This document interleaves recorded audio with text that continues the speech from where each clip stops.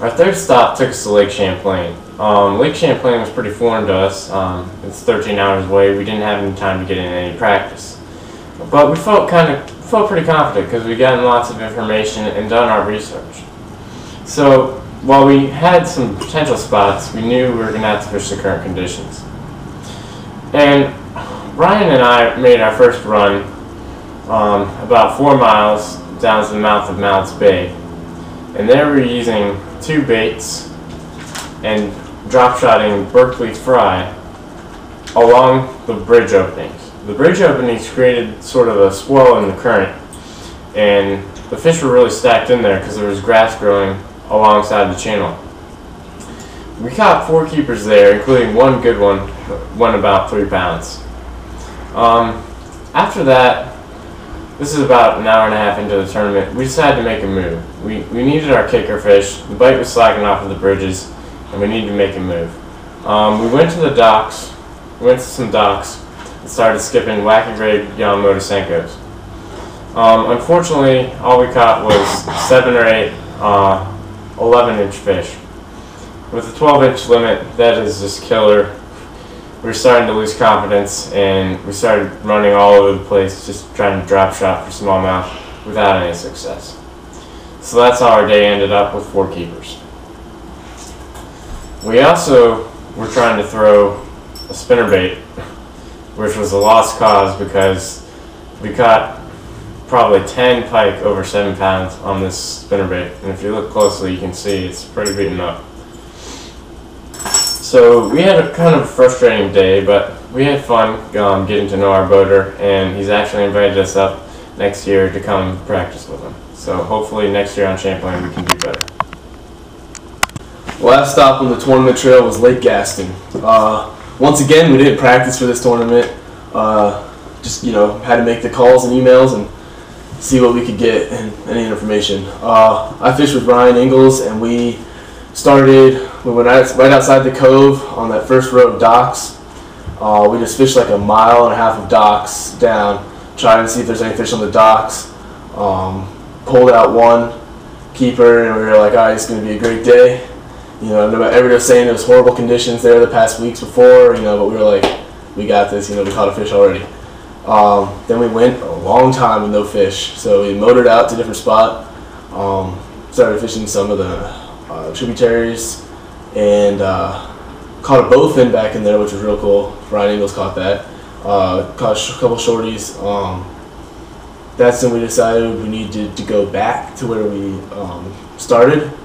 Went back, realized then that our pattern was docks, where there was grass in between 2 docks. So we started just targeting those. Didn't catch any, so we'd go to other places, try to find the same thing, didn't catch any. Went back, and then I caught 1 more of those. And so we had 2 keepers on a purple with blue speck Gary Yamamoto bait. The other team was using a green one. Our team came in 8th place, and the other team came in 20th place. That was a tough day of fishing. I mean, it just shows that with 2 keepers that we got 8th place. So. Tournament highlights.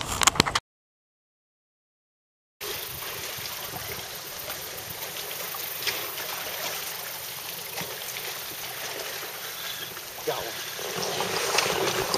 Look at that, man. Good keeper, good keeper. Come on, man. Good keeper. Take your time, take your time, take your time. Just put the net, just put it in the water. Yeah, it's gonna be close. Oh, man, this is gonna be close. CNU Real TV is brought to you by...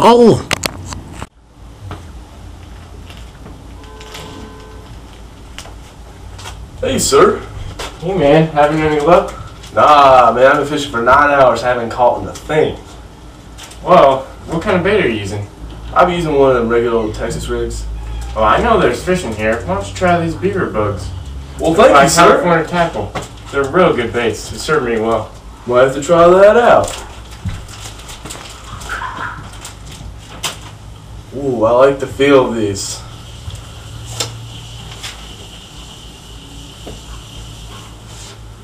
Here we go.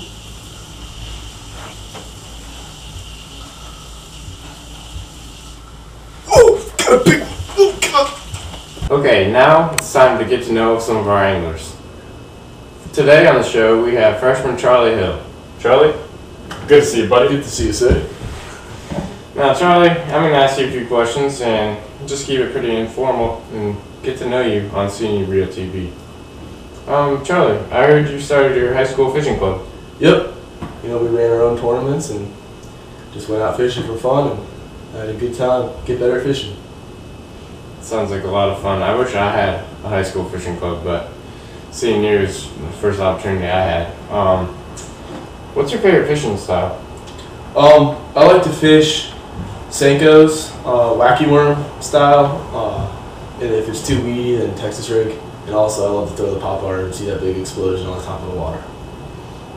What's your favorite body of water? My favorite body of water's got to be the Potomac River. The Upper Potomac is great for all the smallmouth and panfish, and the Lower Potomac is great for around Leesylvania is great for the largemouth for all those tournaments. And then if you go real close to Chesapeake, you can catch a big striper. So overall, you know, it's the best. You can catch so many species of fish in there. What's your impression of CNU Fishing Club so far? I like it. Good organization, and you know, the tournaments are real fun with FLW. All right, man. Thanks for stopping by. Thank you. Now it's time for another edition of Talking Tricks.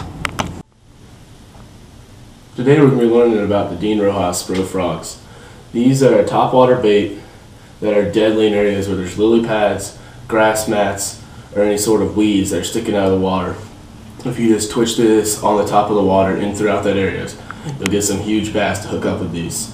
You want to make sure you're using a medium heavy to a heavy action rod to make sure that when the fish dives back into all that mess, you can get it out. You're going to want braid, anywhere from 25 pound to 50 pound braid on this sucker. And there's a few ways to make this a better bait so more fish will bite it. You'll have a greater hookup percentage. The first thing to do is you're going to want to pull all the strands out on one side and cut about 1/4 of an inch off. And then do so on the other side as well.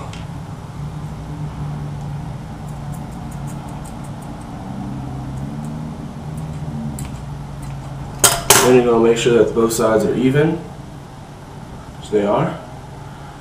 Another thing you can do is the way the hooks are set up when you buy them is when the fish bites down, because what happens is this collapses when the fish bites it and the hooks can go in.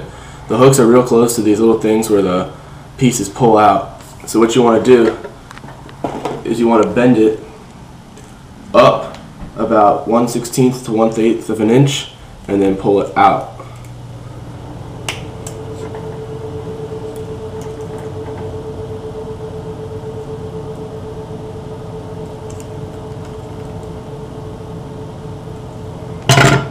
And this is going to help you get a lot more fish, and they're not going to get unhooked.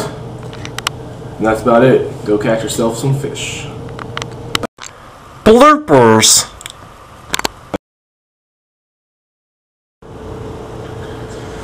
Our first stop was was a brown chatterbait with a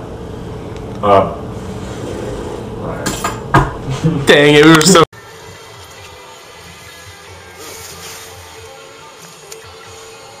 Got him?